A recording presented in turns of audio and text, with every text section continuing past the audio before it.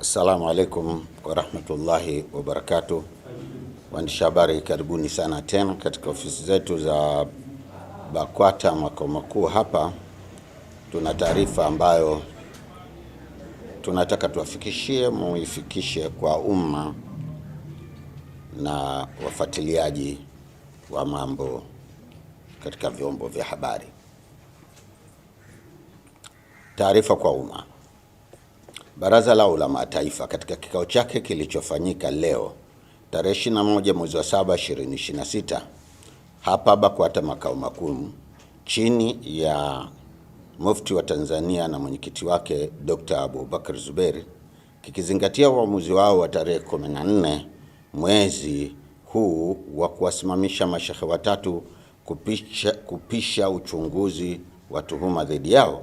Mufti wa Tanzania, baada ya kushauriana na baraza lake la ulama na kwa kuzingatia madaraka yake kikatiba ibara 84 ndani ya mabano 17 ya katiba BAKWATA ya mwaka 1999 toleo la 2018, ameunda tume kuchunguza tuhuma zote zinazowakabili mashehe hao husika. Sheikh Walid Al-Hadi Omar toka mkoa wa Dar es Salaam, Sheikh Isa Nasr Sheikh Isa Nasr Isa kutoka mkoa wa Singida na Sheikh Hassan Idi Kibura toka mkoa wa Kigoma.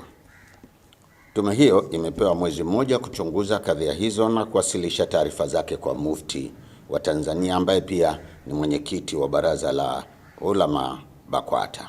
Wajumbe wa tume hiyo ni hawa wafuatao: 1. Sheikh Shaban Juma Abdallah, Sheikh wa mkoa wa Arusha, mwenyekiti. Dr. Musa Hans, mhadhiri chuo kikuu cha Dar es Salaam.